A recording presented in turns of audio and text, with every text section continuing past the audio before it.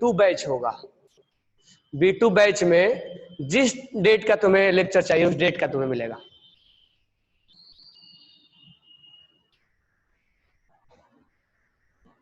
Network issue हो रहा है। लाइट चला गया क्या सर? ये फाइन।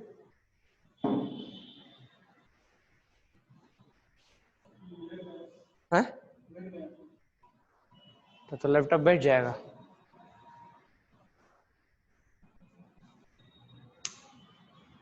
अपलोड हुआ है आज का लेक्चर, आज इवनिंग होते होते अपलोड हो जाता है। जैसे आज अभी लेक्चर है ना, तो कल अपलोड नहीं मिला होगा तो शाम को इवनिंग 6 o'clock 7 o'clock तक अपलोड हो जाता है। अगर कल नहीं हो पाया होगा तो आज जरूर हो जाएगा। ओके, स्टार्ट करते हैं। तो thanks to all, congratulation to every student who got good marks.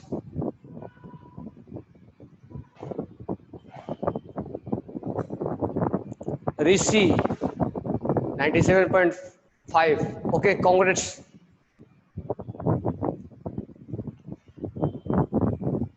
तो आगे अभी तो हमने पत्थर से टकराया है, चट्टान से टकराना बाकी है। देखते हैं हौसला कितना है। चलो आगे बढ़ते हैं। आयोनाइजेशन एनर्जी कल मीनिंग बता दिया था। आयोनाइजेशन एनर्जी का मीनिंग क्या है? आउटर सेल से इलेक्ट्रॉन को निकालने में जो एनर्जी लगेगा, आउटर सेल से इलेक्ट्रॉन्स को निकालने में जो एनर्जी लगेगा उस एनर्जी को हम बोलते हैं आयोनाइजेशन एनर्जी। डिफिनेशन क्लियर हो गया था each and every student? Definition clear हुआ था ना? आयोनाइजेशन एनर्जी का मतलब आउटर सेल से जो इलेक्ट्रॉन निकालने में जो लगेगा। हमने एक क्वेश्चन भी आपको पढ़ाया था कि हम कैसे आयोनाइजेशन एनर्जी को चेक करेंगे, बराबर है? तो पहले कैसे चेक करोगे? Number of orbit. हम कंपेयर पढ़ रहे थे, comparison of ionisation energy, comparison of ionisation energy. तो हमारा पहला क्वेश्चन क्या था? सोडियम और पोटेशियम में किसमें से इलेक्ट्रॉन्स निकालने में ज्यादा परेशानी होगी? तो सबसे पहले तुम्हें क्या निकालना है? Number of orbit. फिर से वही बॉक्स, नंबर ऑफ ऑर्बिट निकालने के बाद तुम्हें क्या सोचना है? ये इक्वल आएगा या अनइक्वल आएगा? अनइक्वल आएगा तो क्या सोचना है? ऑर्बिट अगर कम है तो फोर्स ऑफ अट्रैक्शन क्या होगा? ज्यादा होगा, तो आयोनाइजेशन एनर्जी क्या होगा? ज्यादा होगा।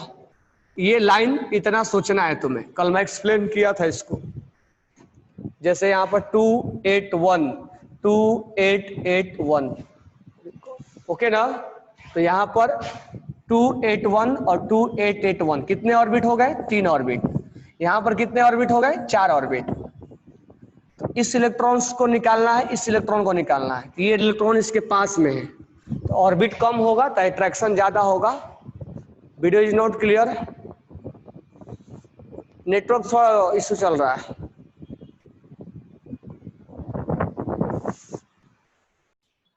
नाउ यहाँ 3 ऑर्बिट है और यहाँ 4 ऑर्बिट है, तो 3 ऑर्बिट का अट्रैक्शन क्या होगा? ज्यादा होगा।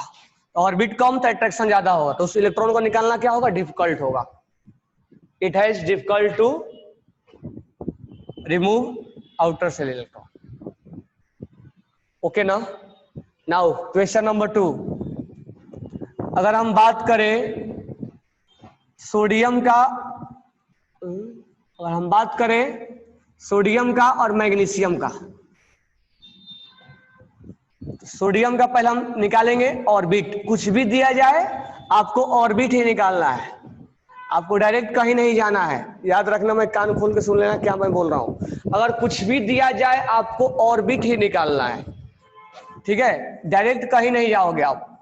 यहां पर कितने ऑर्बिट हुए? 3। यहां पर कितने ऑर्बिट हुए? 3। एक ही इलेक्ट्रॉन निकालना है, 2 नहीं। तो ऑर्बिट क्या आ गया? Equal.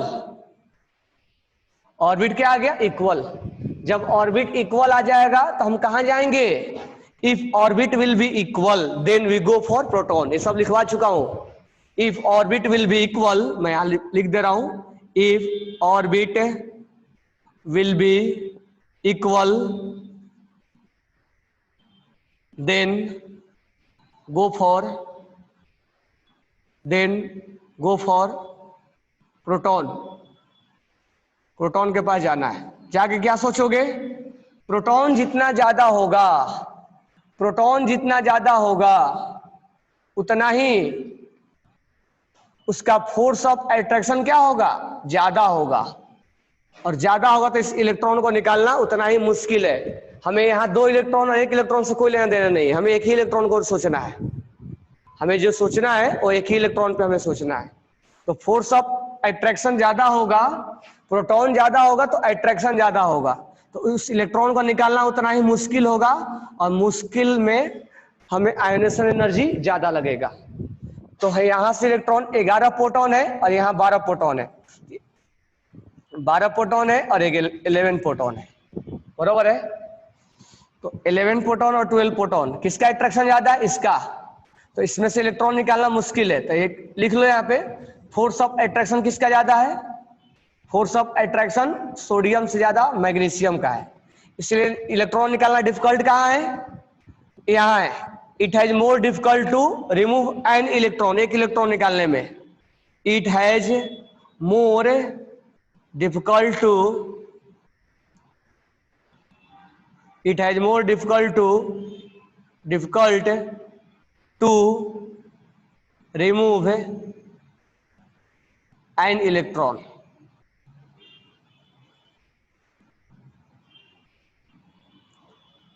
It has more difficult to remove an electron. यहाँ इलेक्ट्रॉन निकालना मुश्किल पड़ जाएगा, इसीलिए आयनेशन एनर्जी क्या हो जाएगा? mg में ज्यादा हो जाएगा। तो हमारा क्वेश्चन नंबर 2 समाप्त हुआ। तो यही बताया था पीरियोडिक टेबल में ना, बस वहां क्या चल रहा था? उल्टा चल रहा था। फोर्स ऑफ अट्रैक्शन ज्यादा तो रेडियस कम हो जा रहा था, जबकि यहाँ क्या चल रहा है? डायरेक्टली प्रोपोर्शनल चल रहा है। कल वैष्णवी ने बोला भी था sir, directly proportional, inversely proportional.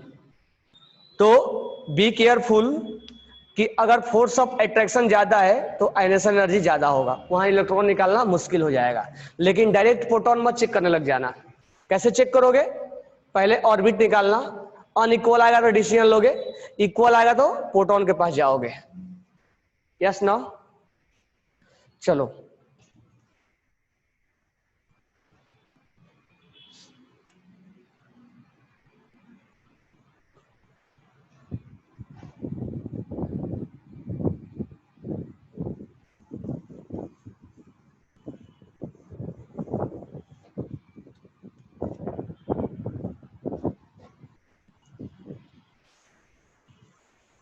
Now next point, अब स्टेप नंबर 3, तीसरा क्वेश्चन।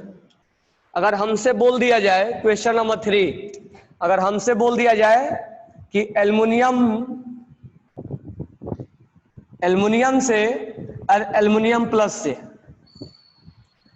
किसका आयनेशन एनर्जी ज्यादा होगा? किसका आयनेशन एनर्जी ज्यादा होगा?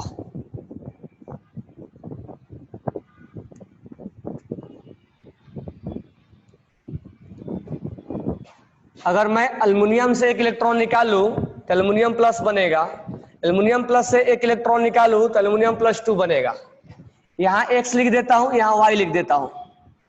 Ionisation energy x is greater than y होगा या y is greater than x होगा, या दोनों इक्वल होंगे? इस चीज को हमें सोचना है। तो चलो सोचते हैं। हमें इलेक्ट्रॉन्स कहां से निकाल रहे हैं? हम एल्युमिनियम से। फिर कहां से निकाल रहा हूं? एल्युमिनियम प्लस से। मैं इस यहां से इलेक्ट्रॉन निकाल रहा हूं। तो यहां से इलेक्ट्रॉन निकालेंगे तो हम पहले क्या चेक कर लेंगे? ऑर्बिट। तो यहाँ इसके पास कितने इलेक्ट्रॉन? 13। इसके पास कितने इलेक्ट्रॉन? 12। तो 2 8 3 2 8 2 कितने ऑर्बिट हो गए? 3 ऑर्बिट। ऑर्बिट क्या आ गया? इक्वल। ऑर्बिट इक्वल आ गया तो हम कहां जाएंगे? If orbit will be equal then we go for proton. तो एल्युमिनियम के पास कितने प्रोटॉन? 13, और इसके पास कितने? 12। ये मत बोल देना कि 12 प्रोटॉन, प्रोटॉन उतना ही होगा। ये जो प्लस है इसका मतलब लॉस और गेन प्रोटॉन का नहीं होता, प्रोटॉन 12 ही होता है, 13 ही होगा, प्रोटॉन 13 होगा। तो प्रोटॉन इक्वल आ गया। प्रोटॉन इक्वल आ गया तो कहां जाएंगे? आउटर सेल के इलेक्ट्रॉन के पास। आउटर सेल के इलेक्ट्रॉन के पास जाएंगे। और क्या सोचेंगे कि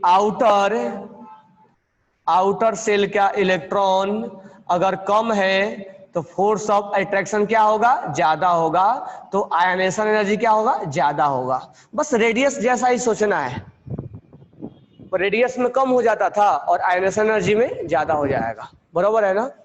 हाँ, प्रणव ने आंसर भेजा है अल्युमिनियम प्लस। अब हमारा आउटर सेल में कितने इलेक्ट्रॉन है, 3, और यहाँ कितना है, 2। तो हमने बोला था तुम्हें कि केजी मान लो इसको, तो 2 केजी को ज्यादा खींचेगा या 3 केजी को, 13% 2 केजी को ज्यादा खींचेंगे या 13% 3 केजी को ज्यादा खींचेंगे। तुम्हारा आंसर होगा 2 केजी को ज्यादा खींचेंगे। यानी अगर जितना कम इलेक्ट्रॉन होगा उतना ही अट्रैक्शन क्या होगा, ज्यादा होगा, और अट्रैक्शन ज्यादा होगा तो उतना ही उस इलेक्ट्रॉन को निकालना क्या हो जाएगा, डिफिकल्ट हो जाएगा। तो इस इलेक्ट्रॉन को निकालना डिफिकल्ट हो जाएगा, होगा कि नहीं होगा। आउटर सेल में कम इलेक्ट्रॉन तो अट्रैक्शन ज्यादा, अट्रैक्शन ज्यादा तो उतना ही इलेक्ट्रॉन डिफिकल्ट हो जाएगा वहां से निकालने में, इसलिए एल्युमिनियम प्लस का ज्यादा होता है एल्युमिनियम से। Do you understand what I am saying, each and every student, do you understand और नोट आता है। तो now next point is that exception in ionisation enthalpy. Okay, तो एक्सेप्शन समझने के पहले मैं तुम्हें 2-3 चीजें बेसिक पॉइंट बता रहा हूं, उसको ध्यान में रखना है। तो basic point number 1, basic point क्या सीखना है, लिथियम, यहां बेरिलियम, बोरॉन, ज्यादा हम एस और पी का कंपेयर करेंगे, ठीक है, BCNOF, और यहां है नियॉन। ध्यान देना, helium, neon, argon, krypton, xenon और रेडॉन, ठीक है।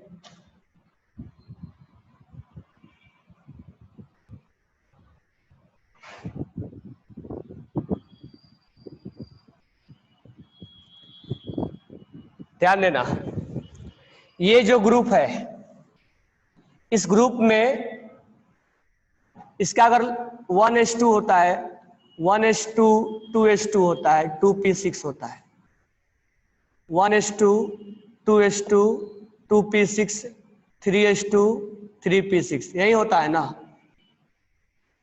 यानी इसमें सब कुछ क्या होता है, भरा हुआ होता है, जिसको जितना चाहिए उसमें भरा हुआ है।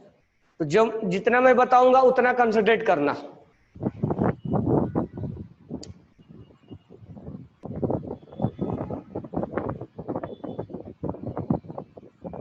एक्सेप्शन स्टार्टिंग में ही मिलते हैं, बाकी धीरे धीरे, स्टार्टिंग में थोड़ा सा एक्सेप्शन मिलेंगे, फिर बाकी लॉजिकल हो जाता है, तो थोड़ा बहुत एक्सेप्शन आता है। बाकी वैष्णवी लिख के भेजा, I think every concept of chemistry है एक्सेप्शन, नहीं सारे में नहीं है, बट थोड़ा सा एक्सेप्शन है, वो स्टार्टिंग में हम पढ़ते हैं, ठीक है। बाकी जो है लॉजिकल हो जाता है। अभी तो इनऑर्गेनिक चल रहा है, फिजिकल में एक्सेप्शन वगैरह नहीं आते, ऐसा नहीं, केमिस्ट्री हर जगह एक्सेप्शन ही है, मार्क्स उठाने वाला टॉपिक होता है। तो ये जो है वो सब भरा हुआ है, तो इस ग्रुप को हम फुलफिल्ड बोलते हैं, फुलफिल्ड।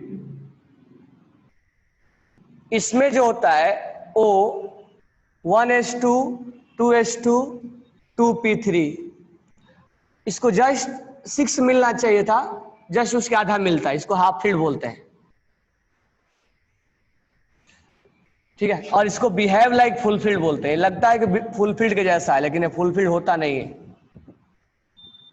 तो बिहेव लाइक फुलफिल्ड। बाकी हम हाफ फील्ड फुलफिल्ड के बारे में जानकारी अलग से देंगे, बस इतना ध्यान रखना कि ग्रुप नंबर 18 जो है, ग्रुप नंबर 18 जो है वो फुलफिल्ड है, बाकी कोई भी फुलफिल्ड नहीं होता है। ग्रुप नंबर 15 जो होता है वो हाफ फील्ड होता है, बाकी हाफ फील्ड नहीं होते हैं। ग्रुप नंबर 2 जो होता है वो बिहेव लाइक फुलफिल्ड होता है, बाकी ऐसा नहीं होता है। तो बाकी क्या होते हैं, अनफिल्ड। जहां मैं लिखा हूं कुछ भी नहीं लिखा हूं तो सोच लो कि वो अनफिल्ड है। तो बस इतना ध्यान रखना आपको, कितना ध्यान रखोगे, जो मैं बता रहा हूं उतना ही ध्यान रखोगे। 3 पॉइंट ध्यान रखना है, group number 18 behave like full field, group number 15 behave like half field, and group number 2 behave like fulfilled, बाकी क्या है अनफिल्ड है। तो पहले इसको लिखो फिर मैं आगे जा रहा हूं, ठीक है। तो यहां पर बस इतना ध्यान रखना आपको कि ग्रुप नंबर 18 जो होता है फुलफिल्ड होता है, ग्रुप नंबर 15 जो होता है वो हाफ फील्ड होता है, और ये बिहेव लाइक फुलफिल्ड होता है, और ये जो होता है जो नहीं लिखा मैंने वो अनफिल्ड होता है, मतलब ना तो पूरा भरा हुआ है ना तो आधा भरा हुआ है, ये जस्ट आधा भरा हुआ है उसके, और ये पूरा पूरा भरा हुआ है, तो ये जस्ट उसके आधे भरा हुआ है तो उसको हम हाफ फील्ड बोलेंगे, ठीक है। अलग से मैं तुम्हें बता भी दूंगा और चीजें कहाँ का और हाफ फील्ड बना रहा है। तो ये फुल फील्ड है और ये हाफ फील्ड है, जस्ट आधा भरा हुआ है, इसमें ना तो जस्ट पूरा भरा होता है और नहीं तो आधा भरा होता है। P4 में ना तो 6 पूरा भरा हुआ है ना तो आधा भरा हुआ है, इसको हम बोलते हैं अनफील्ड। तो ये अनफील्ड है, ये अनफील्ड है, ये अनफील्ड है, ये अनफील्ड है, ये अनफील्ड है। तो इसका हमें लेना देना क्या है, तो full filled is more stable than half filled और half filled is more stable than unfilled. इतना तुम्हें चीजें बस ध्यान में रखना है, इसके ऊपर हम एक्सेप्शन नहीं लेंगे। इतना बस आपको ध्यान में रखना है कि फुल फील्ड ग्रुप नंबर 18 होता है, हाफ फील्ड ग्रुप नंबर 15 होता है, और अनफील्ड ग्रुप नंबर 1, 13, 14, 16, 17 होता है, और स्टेबल ज्यादा ये होता है। अब मुझे बताओ पहला क्वेश्चन कि अगर हम किसी एटम से इलेक्ट्रॉन निकाल रहे हैं एनर्जी देके, तो इलेक्ट्रॉन्स निकालने का पर्पस क्या है, what is purpose to remove an electron from outer cell.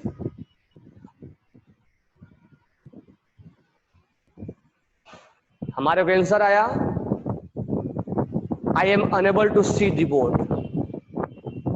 हाँ, वैष्णवी ने बोला अटेंड स्टेबिलिटी, 100% करेक्ट है। अगर हम इलेक्ट्रॉन्स बाहर से निकालते हैं, इलेक्ट्रॉन बाहर से निकालते हैं, आउटर सेल से निकालते हैं, तो हमें एनर्जी देते हैं, एनर्जी। तो इलेक्ट्रॉन्स निकालने का पर्पस क्या है, अनस्टेबल से स्टेबल में जाना।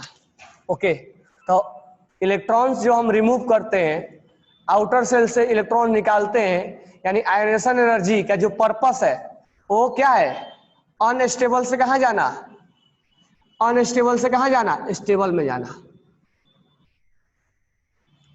सही मेरे को बताओ, जो पहले से स्टेबल है क्या वो अपना इलेक्ट्रॉन्स निकालने देना चाहेगा, जो पहले से स्टेबल है क्या वो अपना इलेक्ट्रॉन निकालना देना चाहेगा,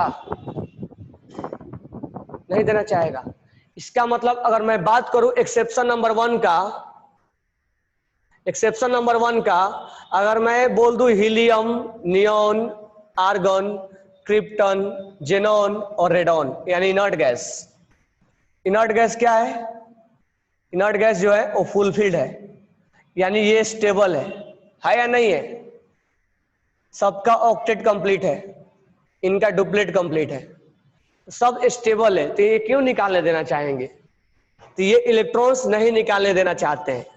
अगर हमने बोला कि नहीं हमें निकालने का मन है, तो ये बोलेगा निकालो मेरा इलेक्ट्रॉन, लेकिन बहुत ज्यादा एनर्जी तुम्हें देना पड़ेगा। तो आयनेशन एनर्जी इज हाईएस्ट, तो this one is king, king of ionisation energy. अगर 4 ऑप्शन में से एक ऑप्शन भी तुम्हें दिख गया हीलियम से लेके कोई भी, तो बिना सोचे समझे, बिना सोचे समझे सबसे ज्यादा किसका हो जाएगा। और जैसे ऑप्शन में दे दिया, ए ऑप्शन है नाइट्रोजन, बी ऑप्शन है सोडियम, सी ऑप्शन है Mg और डी ऑप्शन है रेडॉन है या आर्गन दे दिया, तो बिना सोचे समझे, सोचना भी नहीं, हाईएस्ट आयनेशन एनर्जी किसका हो जाएगा, हाईएस्ट हो जाएगा इसका। क्यों इसका, तो ये किंग है, किंग, किंग का कंपेयर दूसरे से नहीं होता है, king will not compare to other person, बराबर है क्या, king is not compare to other person. Inert gas जो है वो किंग है, क्यों किंग है, क्यों हाईएस्ट है, तो हम लिखेंगे inert gas has the highest ionisation energy among periodic table.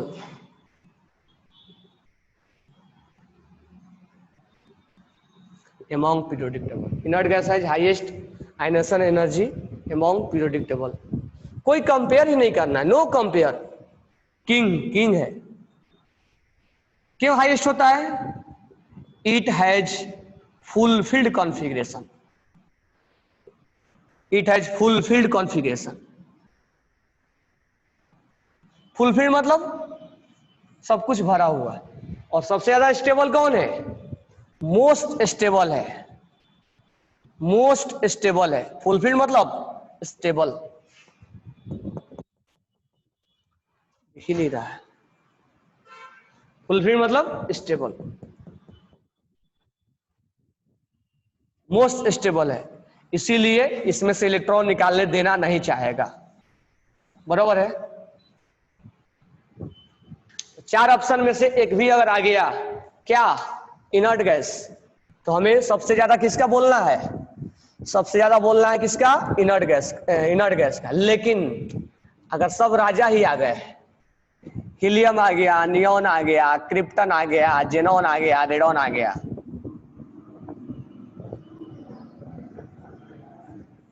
तो आप कैसे चेक करेंगे?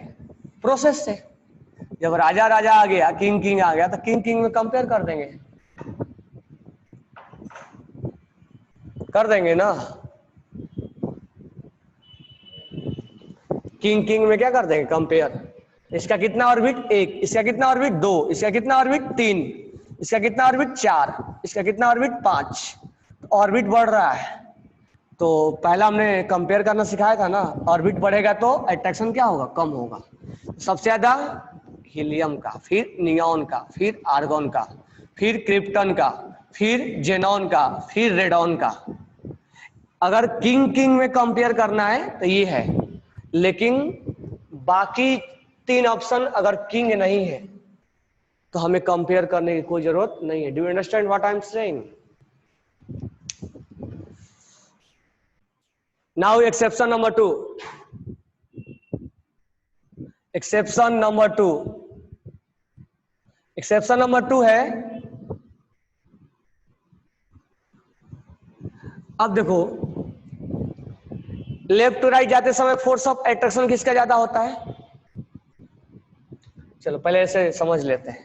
अगर हम नाइट्रोजन में और ऑक्सीजन में इलेक्ट्रॉन निकालना चाहें, भले निकालता हो नहीं निकालता हो अलग बात है, वो हमें नहीं सोचना है। एक चीज ध्यान रखना, ये नहीं सोचेंगे सर नाइट्रोजन तो इलेक्ट्रॉन गेन करता है, लूज कैसे कर देगा।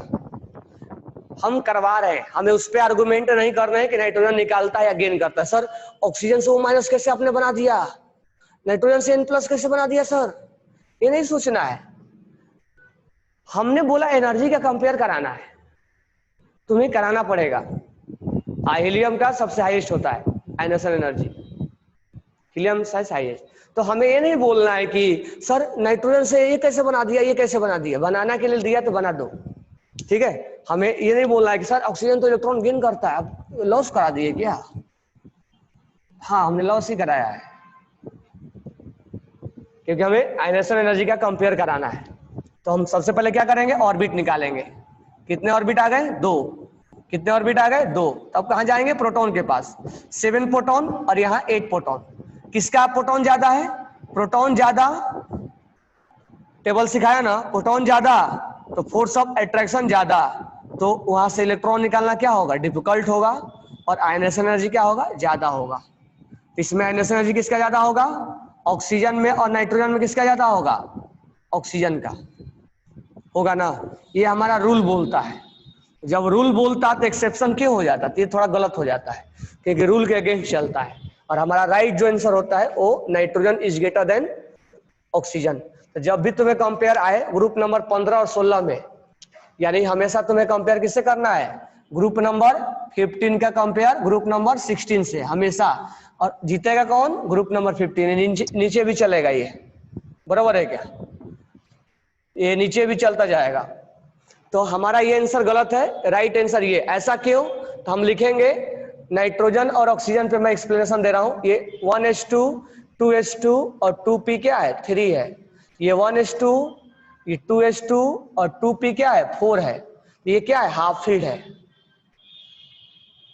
हाफ फील्ड है। और ये क्या है? अनफील्ड है।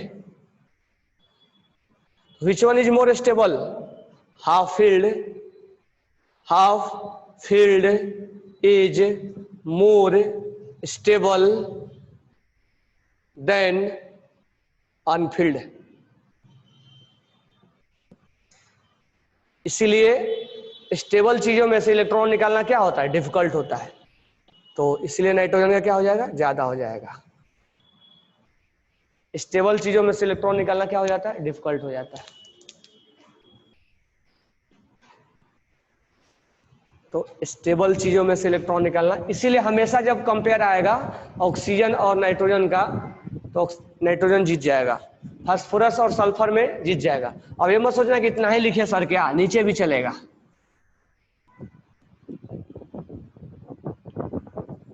और helium has highest ionisation enthalpy in whole periodic table. Okay Pranav, correct.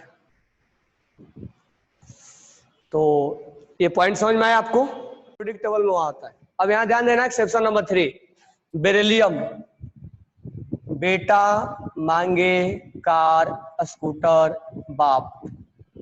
अब डी ब्लॉक नहीं लिखना, हमें बोरॉन लिखना है। बोरॉन, एल्युमिनियम, गैलियम, इंडियम और थैलियम। अगर हम इस दोनों में कंपेयर करें तो बेरिलियम और बोरॉन कितने ऑर्बिट? 2 ऑर्बिट। कहाँ जाएंगे? प्रोटॉन के पास। कितने प्रोटॉन? 4 प्रोटॉन। कितने प्रोटॉन? 5 प्रोटॉन। प्रोटॉन ज्यादा तो फोर्स ऑफ अट्रैक्शन ज्यादा, तो इलेक्ट्रॉन्स को निकालना मुश्किल है, तो आयनेशन एनर्जी ज्यादा लगेगा। तो किसका प्रोटॉन ज्यादा है? इसका ज्यादा है। ये रूल के अकॉर्डिंग है, लेकिन ये हो जाता है गलत। राइट आंसर क्या है? Right answer is that beryllium is greater than boron. ये इससे ज्यादा, ये इससे ज्यादा, ये। अब ऐसा क्यों? तो रीजन समझो। ये 1s2 है और ये क्या है? 1s2 2s2 2p1 है। ये बिहेव लाइक फुलफिल्ड है। This one is behave like fulfilled, और ये क्या है? अनफिल्ड है। तो दिस वन इज अनफिल्ड, और ये क्या है? Behave like fulfilled. Behave like fulfilled. तो कंपेयर किससे करना है? ग्रुप नंबर 2 को ग्रुप नंबर 13 से। और कौन जीतेगा? Group number 2। तो कौन स्टेबल है? ये मोर स्टेबल है, मोर स्टेबल। और ये इससे ज्यादा स्टेबल है। अभी अभी लिखवाया था कि fulfilled is more stable then Anfield. Anfield सबसे खराब है। तो इसका स्टेबिलिटी क्या है? ज्यादा है। स्टेबिलिटी ज्यादा है तो इसमें से इलेक्ट्रॉन निकालना क्या होगा? डिफिकल्ट हो जाएगा। तो मोर डिफिकल्ट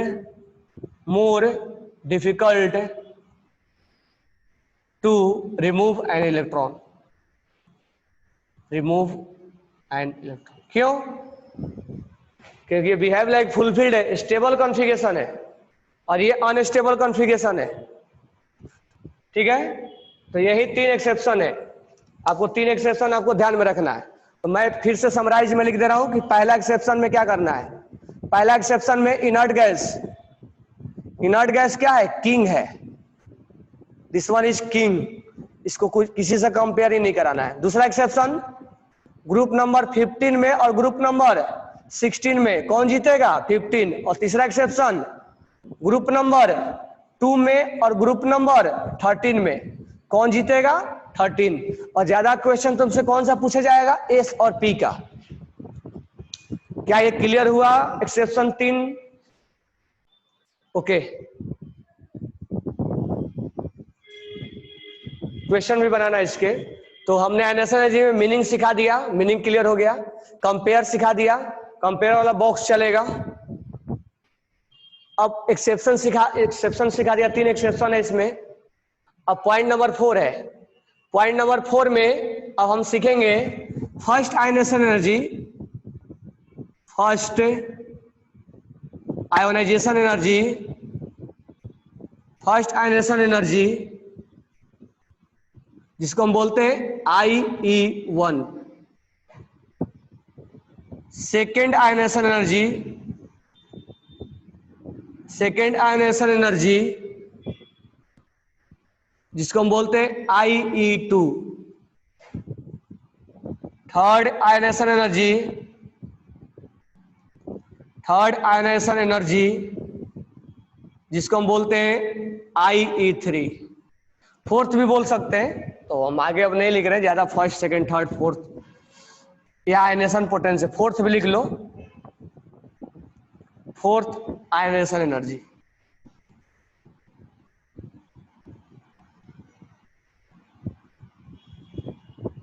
IE4। फिफ्थ भी होगा, सिक्स भी होगा, जो भी जितना भी लिखना चाहे उतना लिख सकते हैं। अब ध्यान से सुनना, पहले हम इसका मीनिंग समझते हैं, इसका मीनिंग क्या होता है। मीनिंग समझ के फिर हम कंपेयर करना सीखेंगे।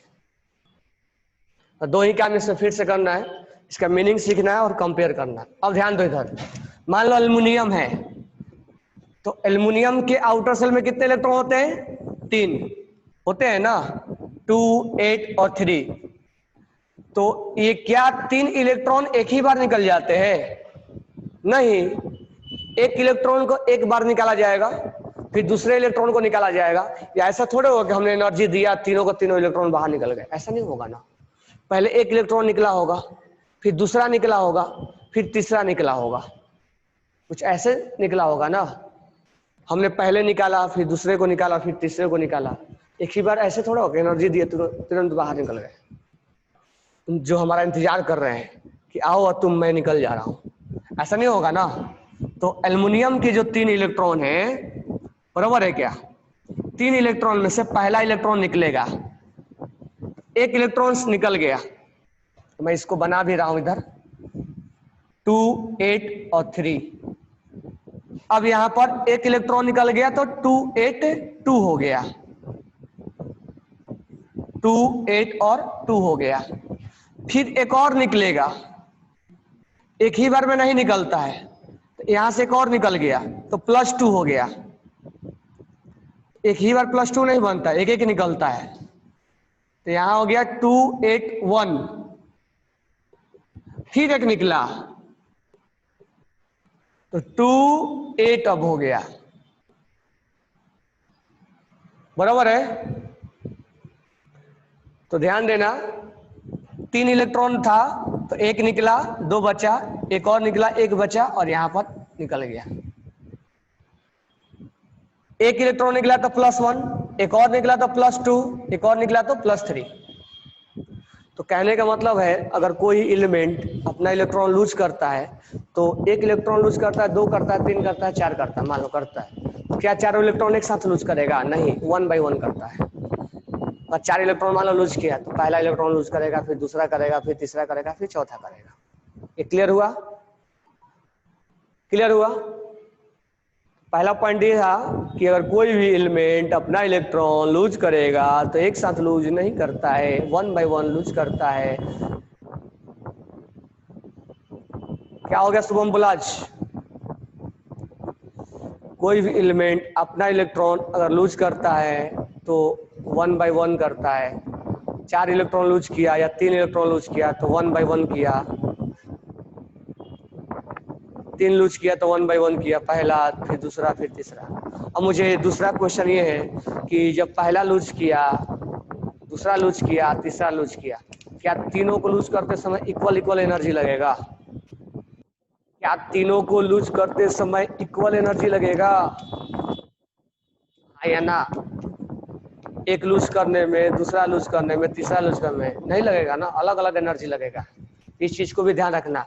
तो एक चीज तो लिख ही लेना कि electron lose 1 by 1, more than 1 electron अगर लूज होता है, मोर देन 1 अगर इलेक्ट्रॉन लूज होता है, ये लूज का जो प्रोसेस होता है वो 1 बाय 1 होता है, यानी एक एक इलेक्ट्रॉन होते हैं, और उसमें हर बार में एनर्जी क्या होता है? डिफरेंट लगता है, डिफरेंट एनर्जी लगता है, डिफरेंट एनर्जी लगता है, हर बार क्या लगता है? डिफरेंट एनर्जी लगता है। तो दो चीजें माइंड में बैठा लेना और लिख भी लो कि मोर देन 1 इलेक्ट्रॉन अगर लूज होता है तो 1 बाय 1 इलेक्ट्रॉन लूज होता है और डिफरेंट एनर्जी लगता है, हर बार डिफरेंट एनर्जी लगेगा, बराबर है।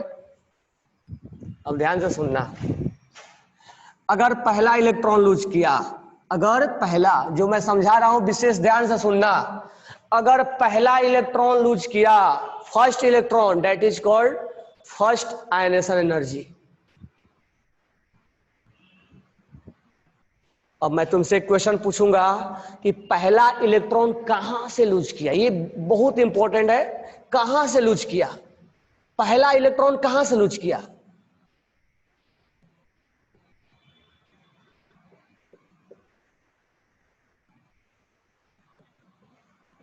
पहला इलेक्ट्रॉन कहां से लूज किया? एल्युमिनियम से।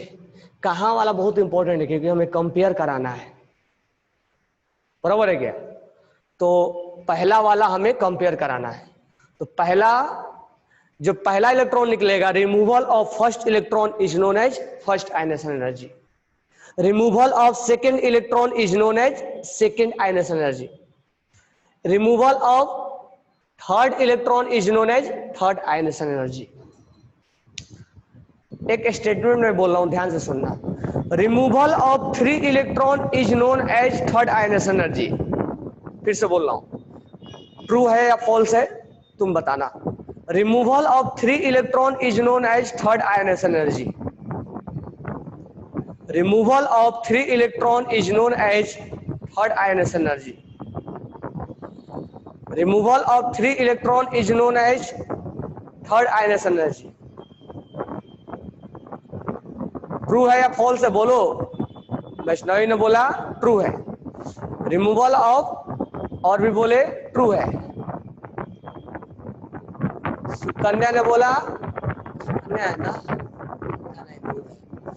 सबने बोला ट्रू, एक दो जन ने फॉल्स बोला है। तो ये स्टेटमेंट फॉल्स है।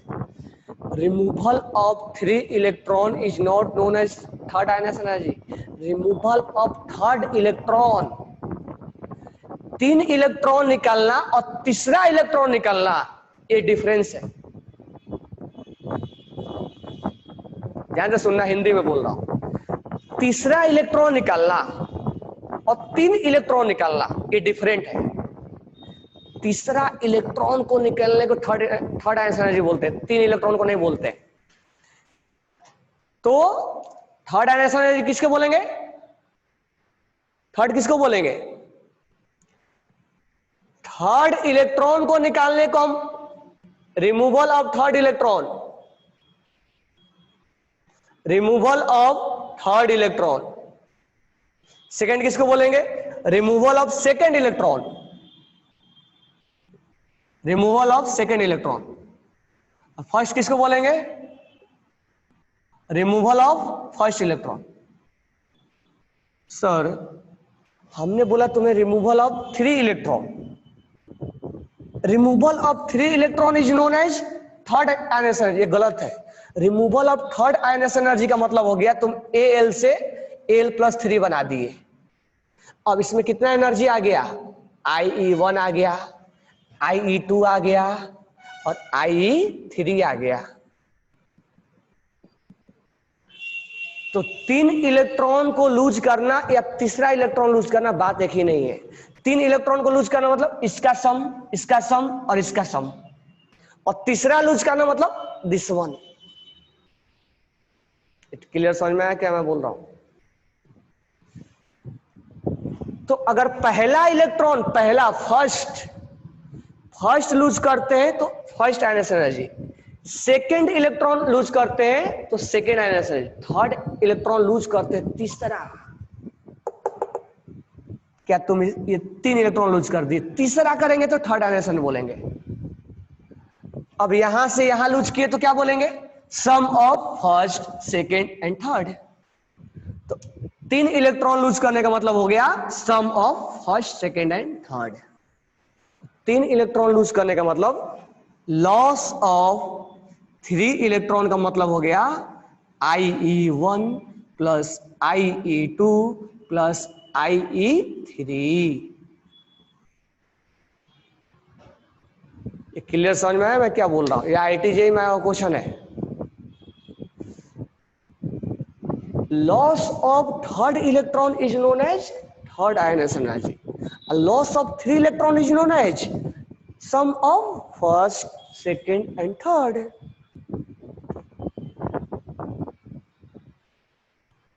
जैसे मान लो क्लासरूम है, हम 3 स्टूडेंट को बाहर निकाले, पहले को बाहर निकाले 10 किलो जूल लगा, ध्यान से सुनना, 3 स्टूडेंट को बाहर निकाला, पहले को बाहर निकाले 10 किलो जूल निकला, तो पहले को निकालने में जो हमें एनर्जी लगा 10 किलो जूल, वो हमारा फर्स्ट आयनेशन एनर्जी है। हमने दूसरे को पकड़ के बाहर निकाला, तो दूसरे को पकड़ के निकालने में 15 जूल लगा, तो हमारा सेकेंड आयनेशन एनर्जी है। तीसरे को थर्ड को हमने बाहर निकाला तो 20 जूल लगा, तो हम क्या बोलेंगे कि 3 इलेक्ट्रॉन को निकालने में 20 जूल लग रहा है। हमारा टोटल कितना लग गया, पहले 10 फिर 15 फिर 20 लगा ना, यानी 45 टोटल लग गया, यानी 3 को निकालने में 45 लग गया। तो हम 3 स्टूडेंट को बाहर निकालने में थर्ड बोलेंगे, नहीं, थर्ड का मतलब केवल तीसरा इलेक्ट्रॉन। तो मीनिंग लिख लो पहले, ये चीज ध्यान में रखना है कि पहला इलेक्ट्रॉन हमने कहां से निकाला, तो पहला उसके न्यूट्रल एटम से निकाला हमने, दूसरा कहां से निकाला, उसके +1 चार्ज से निकाला, तीसरा कहां से निकाला, तो +2 से निकाला, तब तीसरा बना, मतलब ये बना, तो यहां से हमने निकाला। अब हमारे को नेक्स्ट जो क्वेश्चन दिया जाएगा, तो first ionisation energy, second ionisation energy समझ में आ गया, थर्ड आयनेशन एनर्जी सब समझ में आ गया, क्या होता है मीनिंग। अब मीनिंग हमने समझ लिया है, अब हमारा रह गया बात कंपेयर का।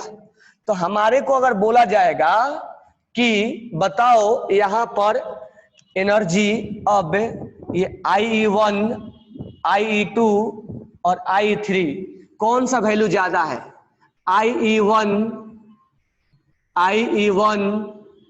Is less than, IE2 is greater than I1 और IE3 is greater than I2, ऐसा होता है। अब हम बोलेंगे व्हाई, ऐसा क्यों, तो हम कंपेयर कर लेंगे। तो यहां से तुम कहां से इलेक्ट्रॉन निकाले हो, एल्युमिनियम से निकाले हो, I2 का मतलब कहां से इलेक्ट्रॉन निकाले हो, एल्युमिनियम प्लस से, और I3 का मतलब कहां से इलेक्ट्रॉन निकाले हो, एल्युमिनियम +2 से। तो यहां से इलेक्ट्रॉन निकालने को क्या बोलेंगे, IE3, यहां से इलेक्ट्रॉन निकालने को क्या बोलेंगे, IE2, और यहां से इलेक्ट्रॉन निकालने को क्या बोलेंगे, IE1। तो अगर हमें इसका कंपेयर करना है तो हम इसका कंपेयर कर दे, तो कंपेयर करने के लिए कहां जाओगे, पहले ऑर्बिट निकालोगे। तो कितने इलेक्ट्रॉन हो गए, 2 8 और 3, 2 8 2 और 2 8 1, कितने ऑर्बिट हो गए, 3, कितने ऑर्बिट हो गए, 3, कितने ऑर्बिट हो गए, 3। जब ऑर्बिट इक्वल हो जाए तो कहां जाना है, प्रोटॉन के पास।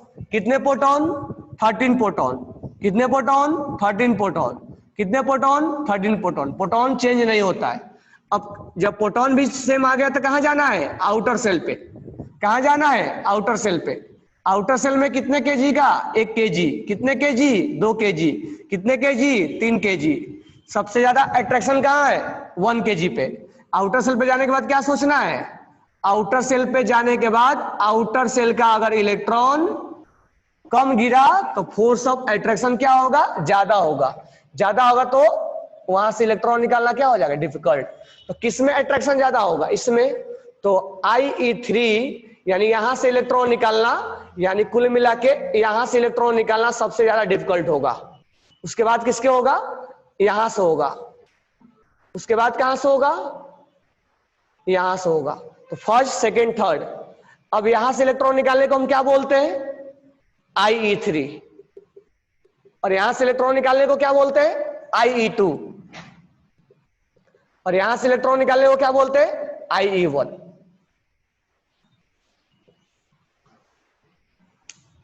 Do you understand what I am saying. एक हम क्वेश्चन करते हैं। अब क्वेश्चन में दिया है एक एलिमेंट A है, इसका IE1 10 किलो जूल है, IE2 16 किलो जूल है, IE3 30 किलो जूल है, और IE4 500 किलो जूल है, ऐसा लिख दिया उसने। तो क्वेश्चन में पूछा है कि वैलेंस इलेक्ट्रॉन कितने हैं इसके, सॉरी वैलेंसी कितना है। अब ध्यान से सुनो क्वेश्चन कैसे बनाएंगे, क्वेश्चन बिल्कुल आसान होता है। तो पहला इलेक्ट्रॉन जब निकला है तो ये प्लस बना होगा, कितना जूल लगा, 10 जूल। दूसरा जब इलेक्ट्रॉन निकला तो कितना जूल लगा, 16 जूल, यानी ये IE1 है और ये IE2 है। तीसरा जब निकला तो कितना हुआ, L+3 कितना जूल लगा, 30 जूल लगा, IE3 है। यहां पर देखना कौन वैल्यू बड़ा होता है, ये हमेशा ऐसा होता है, I3 is greater than I2, I2 greater than I1, IE3 is greater than I2, I2 is greater than I1, होता है ना। लेकिन अब जो वैल्यू है वो एल्युमिनियम प्लस सॉरी A+4 है और यहाँ वैल्यू कितना है 500, तो ये वैल्यू ज्यादा है। अगर ऐसा हो गया IE4 is much much greater than IE3, IE2, IE1, तो हम बोल देंगे कि यहां पर आने के बाद, जैसे अल्युमिनियम यहां आने के बाद इनर्ट बन गया था ना, ये लूज करने के बाद क्या बन गया था, ये अल्युमिनियम से लूज किया था, अल्युमिनियम प्लस बना था, अल्युमिनियम +2 बना था, अल्युमिनियम +3 बना था। अब यहाँ पर इसका क्या बन गया, इनर्ट गैस बन गया था ना। अब यहां से इलेक्ट्रॉन लूज करने का मतलब क्या हुआ, IE4 होगा और ये इनर्ट कॉन्फ़िगरेशन है, इनर्ट कॉन्फ़िगरेशन है ना, स्टेबल हो गया ना, इनर्ट कॉन्फ़िगरेशन बन गया। इनर्ट कॉन्फ़िगरेशन बन गया तो यहां से इलेक्ट्रॉन निकालने तो देना चाहेगा नहीं। अगर तुम देना चाहते हो तो बहुत एनर्जी क्या लगेगा, मच मच ग्रेटर। तो ऐसा नहीं कोई इलेक्ट्रॉन हम निकाल नहीं सकते, निकाल सकते हैं लेकिन एनर्जी बहुत ज्यादा लगेगा। तो यहां पर तुम्हें ऐसे कंपेयर करना है, ये इससे ज्यादा है ठीक है, ये इससे ज्यादा है ठीक है, लेकिन ये बहुत ज्यादा है, इसका मतलब वो अपने मन से 3 लूज करेगा, अपने मन से नहीं, यानी यहां आते आते वो 3 लूज करेगा और जैसे ही तीसरा लूज करेगा ये इनर्ट गैस बन गया होगा, इनर्ट गैस कॉन्फ़िगरेशन बन गया होगा। और चौथा लूज करने तो देगा, लेकिन अगर उसके आउटर सेल में 3 इलेक्ट्रॉन होंगे तो वो 3 लूज करेगा, चौथा लूज करने तो देगा लेकिन एनर्जी बहुत ज्यादा लगाएगा। तुम्हें कंपेयर कैसे करना है, पहला से दूसरा ज्यादा ठीक है, दूसरा से तीसरा ज्यादा, जैसे चौथा सबसे ज्यादा आ जाएगा, या मान लो ऐसे दे दिया कि 10 है, 20 है और 500 है, तो मतलब ये ज्यादा है, ये ज्यादा, ये बहुत ज्यादा है, मतलब 2 ही लूज करेगा, 1 और 2, तीसरा वहां पे आके इनर्ट गैस बन गया होगा। तो मतलब बहुत ज्यादा जब दे दिया तो उसके पहले वाला जोड़ लो। अगर ऐसे दे दिया 10, 20, 30, 40, 50, 8000 ऐसे दे दिया, ये ज्यादा है, ज्यादा है, ज्यादा है, ज्यादा है, बहुत ज्यादा है, तो यहां पर रोक दो, 1 2 3 4 5 काउंट कर लो, 5 आंसर आ जाएगा।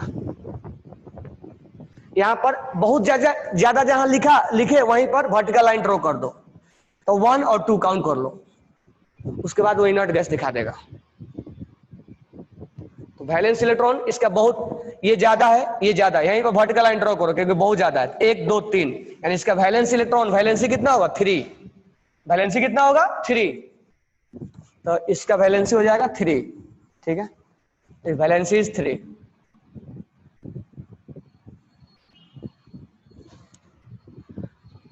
तो कुल मिला के तुम्हें इतना करो, तुम्हें एनएस एनर्जी लगभग समाप्त हो गया है। अब मुझे 5-6 कल एग्जाम्पल्स कराऊंगा आपको मैं, बरोबर है क्या।